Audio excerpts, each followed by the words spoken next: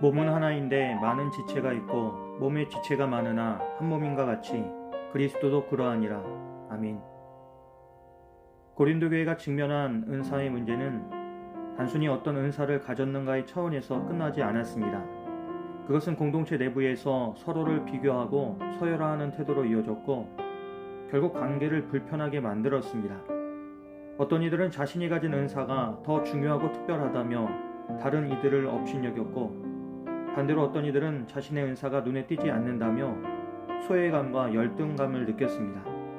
이와 같은 비교와 경쟁은 교회가 세워져야 할 참된 유익을 약화시키고 공동체가 하나 되어야 할 일치를 깨트리는 원인이 되었습니다. 바울은 이런 갈등을 해결하기 위해 교회를 설명하는데 한 몸과 많은 지체라는 비유를 사용했습니다.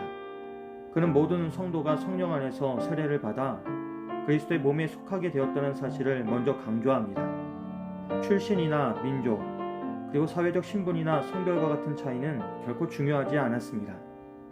유대인이든 헬라인이든 종이든 자유인이든 남자든 여자든 상관없이 모두가 동일하게 성령 안에서 하나의 몸을 이루는 지체라는 것입니다. 바울은 지체의 비유를 구체적으로 들어 설명합니다. 발이 손을 보며 나는 손이 아니니 몸에 속하지 않았다고 말할 수 없고 귀가 눈을 보며 나는 눈이 아니니 몸에 속하지 않았다고 말할 수 없습니다. 이는 교회 안에서 누군가 자신의 은사를 하찮게 여길 필요가 없음을 의미합니다. 하나님은 각 사람에게 꼭 필요한 은사를 주셨고 그것을 통해 교회를 세우도록 하셨기 때문입니다. 또한 반대로 눈이 귀를 무시할 수 없는 것처럼 은사가 더 크고 중요해 보이는 성도라 할지라도 다른 성도를 가볍게 여겨서는 안 됩니다. 모든 지체가 다 있어야 몸이 온전하듯 교회의 모든 성도도 빠짐없이 모두 소중합니다. 바울은 만일 온 몸이 눈이면 듣는 곳은 어디며 온몸이 듣는 곳이면 냄새 맡는 곳은 어디냐고 묻습니다. 이처럼 하나님께서 각 지체를 원하시는 대로 두셨기 때문에 교회는 다양성 속에서 조화와 온전함을 이루게 됩니다. 그리고 마지막으로 바울은 한 몸이 되기 위해서는 반드시 여러 지체가 필요하다고 말합니다. 이 말씀은 교회의 본질을 잘 보여줍니다. 교회는 똑같은 사람들이 모인 집단이 아니라 서로 다른 은사와 역할을 가진 성도들이 함께 모여 하나를 이루는 공동체입니다. 오늘 말씀을 우리의 삶에 적용해 본다면 어떨까요? 굳이 은사 문제가 아니더라도 교회 안에서 우리는 종종 서로를 비교합니다. 그런데 다른 사람과 자신을 비교하다가 어떤 이는 초라해진 자신의 모습을 보고 우울해합니다.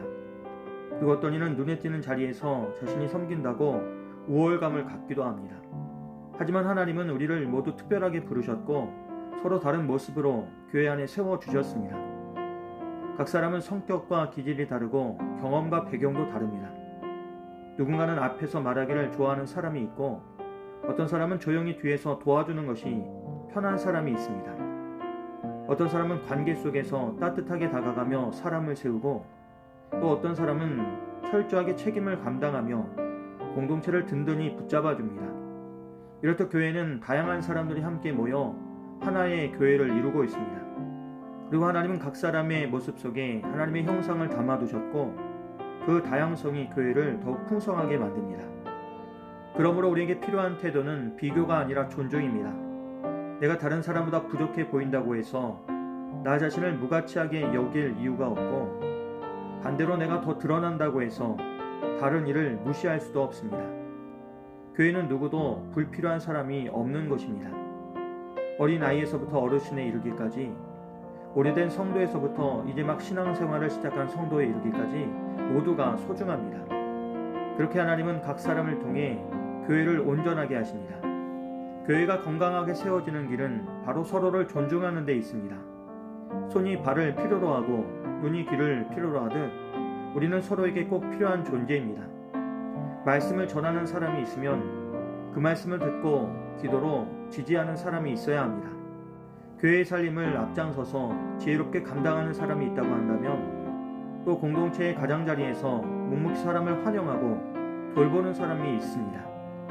이렇게 다양한 사람들이 모여 교회라는 한 몸을 이루어갈 때에 주님이 기뻐하시는 공동체가 되는 것입니다.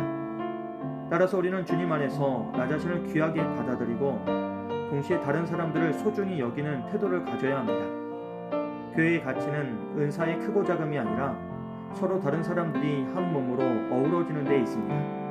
하나님은 우리를 통해 서로를 세우게 하시며 그 안에서 교회가 든든히 자라게 하십니다. 오늘 하루도 우리 자신을 귀히 여기고 믿음 안에서 하나 된 지체들을 축복하면서 주님의 몸된 교회를 믿음으로 세워가는 우리 모두가 되길 주님의 이름으로 간절히 기도합니다. 좋으신 하나님, 우리를 그리스도의 한 몸으로 불러주시니 감사합니다. 우리가 서로를 존중하며 교회를 세우는 지체로 살아가게 도와 주시옵소서. 또한 오늘도 나와 이웃을 귀히 여기며 주님의 뜻을 이루어가는 복된 하루가 될 수 있도록 성령님 인도하여 주시옵소서. 예수님의 이름으로 기도합니다. 아멘.